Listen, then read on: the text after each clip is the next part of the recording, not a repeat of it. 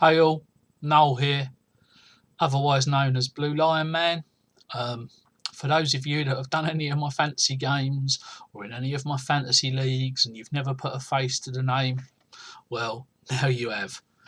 I'm an Englishman, 48 years old, and my favourite sport is American football.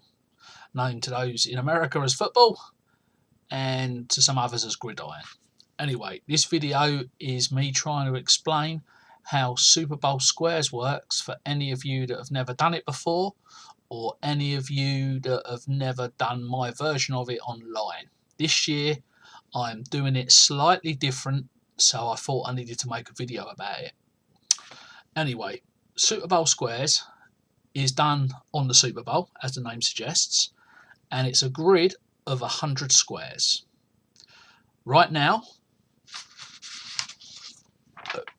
I've done an online grid, but just to show you what a paper grid looks like, it's a blank grid of 100 empty squares.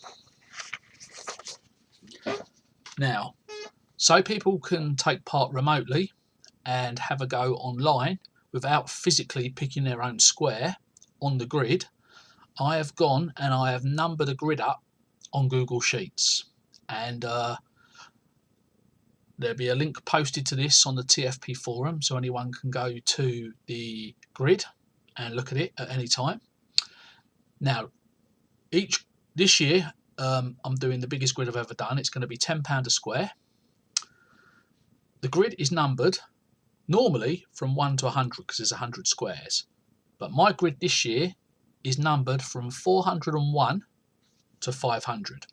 It's still a grid of 100 squares, but the reason for the change in numbering is I use raffle tickets, and in past years I've done grids, and so I am now up to number 401 in my raffle ticket book. Now, the reason for the raffle tickets is in past years I numbered the grid before I sold the squares. That's different to how people in America do it in person, but it was a way I was able to sell the squares remotely. It'd still be random and people know their numbers. But this year I've decided to do the grid the way the Americans do it and not number the grid until either the grid is sold out and then number it, and I will do that in another video. I will use playing cards to randomly number the columns and rows. I'll do another video explaining it. But I will only number the grid when either all of the squares are sold out or, what's more likely, the eve of the Super Bowl. So the Super Bowl's on a Sunday night. On the Saturday night, I will make a video like this and I will get the playing cards out and I will number the columns and then the rows, and I will do it all online so people can see it live, watch the video and see that everything is done fairly. So it kind of almost makes the raffle tickets redundant, numbering the grid after the squares are sold. But the reason I'm still going to persist with the raffle tickets is that way I plan to go to a Super Bowl party in London. If I haven't been able to sell the whole grid out, I can take the raffle tickets with me. See, I'm going to rip all the raffle tickets out of this book later and I'm going to put them in this bag. It's an old bank bag. As you can see, it says Midland Bank. Midland Bank doesn't exist anymore. That was the name originally in this country of the bank that is now HSBC. Anyway, I'll rip out 100 tickets, put them in this bag, and then when anybody wants to buy any Super Bowl squares off of me, if they see me in person, they'll give me the money, dip their hand in the bag, pick out a ticket, and that'll be their box they've got on the grid that I've already numbered online. You can follow a link after this video and you'll be able to see that grid and you'll see people's numbers appearing as the grid sells out. But then, on the eve of the Super Bowl, I will then take the playing cards, randomly number the grid, so then everybody knows what their numbers are before the Super Bowl so they can see who's won, what score it's on with each score in the game. But also, in the 24 hours from after numbering the grid up until when the Super Bowl starts, if I haven't sold the grid out, I can still sell more squares. Now, I guarantee the prizes. I'm a man on my word. I'm taking the biggest risk ever. because I will pay out the prizes. It's going to be £200 a quarter this year, but each square costs £10.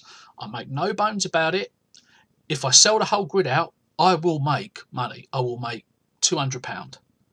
But as much as I could talk the hind legs off a donkey, I don't think I will sell the whole grid out between now and the Super Bowl. As much as I believe I can be a salesman, I'm not sure I will sell anywhere near that many. So in effect, I'm playing bookie. But even if I don't sell, say if I only sell 25 squares, I guarantee those prizes. I will put the money up out of my own pocket. So if you take part and you have a winning square, you will get £200. Simple as. So risk and reward. I'm taking the risk that I can sell this grid out, and if I don't, then I'm playing bookie and I could be seriously out of pocket. But I'd rather lose money to people who are semi-friends, people that love this sport like I do, people that play my fantasy games all year round, than the kind of money I lose to the bookmakers doing my sports bets, because I'm a degenerate gambler. I love it. I don't like losing, but I usually lose. Anyway, now, this video has already been 6 minutes long, but it was merely to explain how you win. So, in Blueprint Edition, here is a paper grid from 2019. This is before I went online. So this was probably the last year I did it on a physical paper sheet. Now, as you can see, there's names in all the boxes. When the grid was all sold and filled up, I numbered across the top using playing cards. So I took the ace to the 10 in a pack of playing cards, shuffled them up, did it at work back then, probably because I worked at the postal service. In the mail centre, I probably got a work colleague to watch me, film me do it, and I would have taken the cards, shuffled them up, and the first card to come out would have been a 10, because the 10 in a pack of playing cards would have been row 0, and I wrote 0 up here, and then the next card came out was a 2, the next card a 3, and so on until I'd numbered the whole columns across the top. I always put the AFC team across the top, so the AFC team goes at the top, the NFC team down the side. Obviously, right now we're 3 games away from the Super Bowl, so there's still 4 teams left in it. So I can't put the team names on the grid online yet because we don't know who's going to be in the Super Bowl. But it's the AFC versus the NFC, and then I would have taken the cards, reshuffled them up, and then randomly numbered the rows for the NFC team. Now, how you win is when the game starts. Obviously, the score in the game is 0-0. So you take box 0 up here and row 0, and where the 2 boxes meet, that's where the game starts. Now, back in 2019, you can see that the Super Bowl was the New England Patriots against the Los Angeles Rams. And at the end of the first quarter, I've written the quarter scores down here, see, because there's a prize. It's what box it's on at the end of each quarter. So every time there's a score in the game, it changes the box it's on. But as you can see in this Super Bowl, at the end of the first quarter, there was no score. It was 0-0. So that meant it was still on box 0-0, which meant John Cartwright that year, he won £100 because this grid I did for £5 a square, not £10 like I'm doing this year. So he won. And then at the end of the second quarter, you can see that now the score was Patriots 3, so they had a field goal, and Rams still 0. So as the Patriots are the team across the top, you go to column 3, and as the Rams, the NFC team, were down the side, they're still on 0. Where the 2 meet, that was the winning box for the second quarter, and Craig Vincent, he won £100 for the second quarter. And then the third quarter, it was now, oh, what a terrible Super Bowl this was. The end of the third quarter, it was 3-3, a field goal each. So again, you go to Patriots, column 3, because they scored 3 points. Rams, row 3, because they scored 3 points. Where the 2 met, that square there, they got £100. That was Gareth Wallace. Now, the last quarter, the last prize is not paid out always on the fourth quarter. It's paid out on the final result of the game. This is to cover the eventuality of overtime. Not all games go to overtime, but just in case one does, you pay out on the final result of the game rather than the fourth quarter result. Anyway, in this game, there was no overtime. The final result of the game was Patriots 13, Rams 3. Now, you might think 13? There's no row 13. That's because in squares, you only ever take the last digit of a score. So if it's a double figure score, the first digit doesn't matter, it's the last digit. That way you can hit your square again and again and again. Because if you're in this row, you just want the score to end in an 8. So you don't care if it's 8, 18, 28, 38. You want it to, and at the same the other side. So at the end of this game, because it was Patriots 13 and Rams 3, the same box won again because it's still 3-3. Hence the two colours in this box, because this lucky dude, Gareth Wallace, he won not only the third quarter, he won the final result of the game as well. So he got £200 from that one square. It's pure random. There is no skill in this game whatsoever. It's luck. It's the fact that someone has to win because every permutation, every score is covered. Yeah, it starts on 0-0, and every time there's a score in the game, whether it be a safety for 2 points, a touchdown for 6 points with an extra point to make it 7 points, or go for a 2-point conversion, which makes it 8 points, it changes what box it's on. But the winners are what score it is at those pre-designated parts of the game. So the end of the first quarter, at half time, at the end of the third quarter, and the final result of the game. That's it. Now, the reason for this video is I decided to do it like the Americans this year. I'm going to start selling the squares now, so before the championship games. And then after the championship games, I can put in online what teams have made it, so you'll know what teams it is. I'll be selling the tickets by raffle tickets. So say if you wanted to have 2 tickets, you PayPal me £20 or give me £20 if you see me in person. I dip my hand in the bag. I pick out 2 random tickets by random. And if it said you've got 427, I go on the grid and I'll give you box numbered 427.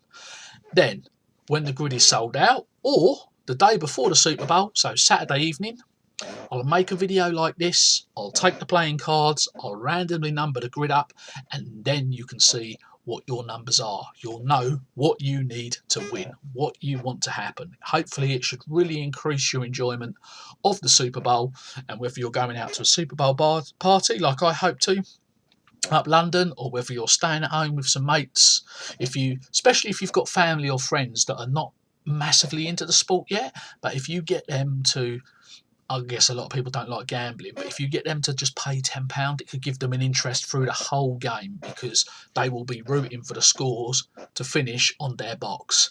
Now, sometimes beginner players, and I made this mistake myself the first time I ever played this game. I did it in America.